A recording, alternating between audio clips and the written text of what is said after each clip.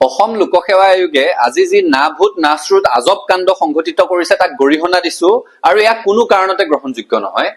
তেওঁলোকে অসম লোকসেৱা আয়োগৰ সংযুক্ত প্ৰতিযোগিতামূলক পৰীক্ষা 2024ৰ ফলাফল ঘোষণা কৰিছে আৰু কেইঘণ্টামানৰ পাছতে গোটেই ফলাফলসমূহ বাতিল কৰি দিছে। কৃতকাৰ্য হোৱা ছাত্ৰ ছাত্ৰীসকল, পৰীক্ষাৰ্থীসকল, তেওঁলোকৰ অভিভাৱকসকল যিখিনি সময়ত সকলোৱে আনন্দ প্ৰকাশ কৰি আছিলে, তেওঁলোকৰ আশাৰ মূৰত চেঁচা পানী ঢালিছে। পৰীক্ষাৰ ফলাফল ঘোষণা কৰাৰ আগত সাৱধানতা অৱলম্বন কৰিব লাগে। পৰীক্ষাৰ ফলাফল ঘোষণা হোৱাৰ পাছত এই ধৰণেৰে কৃতকাৰ্য হোৱা ছাত্ৰ ছাত্ৰীসকলৰ, তেওঁলোকৰ অভিভাৱকৰ আশা, সুখানুভূতি, আনন্দত এই ধৰণেৰে কুঠাৰাঘাত কৰাৰ অধিকাৰ অসম লোকসেৱা আয়োগৰ নাই। গোটেই বছৰটোত তেওঁলোকৰ কামটোৱে হৈছে পৰীক্ষা পতা এটা অনুষ্ঠান আৰু সেই নিজৰ একমাত্ৰ দায়িত্বটো যিসকলে দায়িত্ব সহকাৰে পালন কৰিব পৰা নাই, সুকলমে পালন কৰিব পৰা নাই, অপদাৰ্থ প্ৰশাসনৰ ইয়াতকৈ জ্বলন্ত উদাহৰণ আৰু নাই।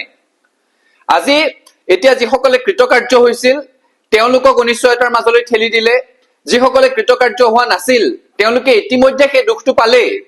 তাৰ পাছত যদি এইবাৰ পুনৰ ফলাফলত পুনৰ তেওঁলোকৰ নামটো সন্নিৱিষ্ট নহয়, তেতিয়াহ'লে তেওঁলোকে দুবাৰ সেই দুখটো পাব লাগিব। গোটেই প্ৰক্ৰিয়াটোক অনিশ্চয়তাৰ মাজলৈ ঠেলি দিলে।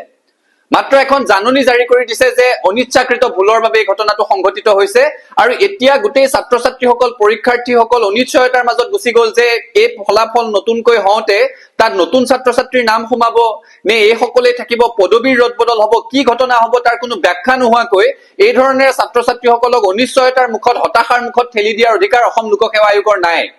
আৰু একে সময়তে অসমৰ মুখ্যমন্ত্ৰীগৰাকীয়েও এই বিষয়টোত মৌনতা অৱলম্বন কৰিব নালাগে, স্পষ্টভাৱে হস্তক্ষেপ কৰিব লাগে। স্বচ্ছ নিকা নিযুক্তিৰ কথা কৈ থাকে, APSCৰ সংস্কাৰ সাধন কৰিছো বুলি ঢাক ঢোল বজাই ফুৰে, সেই ঢোলটো আজি ফুটি গল। গতিকে এতিয়া মুখ্যমন্ত্ৰীগৰাকীয়েও এই বিষয়টোত হস্তক্ষেপ কৰিব লাগে। ইনএডভাৰ্টেণ্ট ইৰ'ৰ বুলি কৈ দায় সাৰিব কোনেও নোৱাৰিব আৰু যাৰ ভুলৰ কাৰণে, যাৰ গাফিলতিৰ কাৰণে এই ঘটনা সংঘটিত হবলৈ পালে, যাৰ গাফিলতিৰ কাৰণে, যাৰ ত্ৰুটিৰ কাৰণে এই ধৰণে ছাত্ৰ ছাত্ৰীসকলৰ মূৰত মাধমাৰ সজোৱা হল, তেওঁলোকক দোষী সাব্যস্ত কৰিব লাগে, তেওঁলোকক কঠোৰ শাস্তি দিব লাগে আৰু ভৱিষ্যতৰ দিনত যাতে এনেকুৱা ঘটনা নহয় তাৰ বিহিত ব্যৱস্থা গ্ৰহণ কৰিব লাগে। আমি স্পষ্টভাৱে দাবী জনাইছো, অসম লোকসেৱা আয়োগৰ সংযুক্ত প্ৰতিযোগিতামূলক পৰীক্ষা 2024ৰ প্ৰতিগৰাকী পৰীক্ষাৰ্থীক ন্যায় প্ৰদানৰ ব্যৱস্থা কৰক। ইয়াত আৰু বিলম্ব কৰিব নালাগে আৰু মুখ্যমন্ত্ৰীগৰাকীয়ে ইয়াৰ উত্তৰ বিচাৰক, কাৰণ অসমৰ ৰাইজে, ছাত্ৰ সন্থাই অসম লোকসেৱা আয়োগৰ পৰা ইয়াৰ জবাব বিচাৰিম যে এই কথা খাটাং।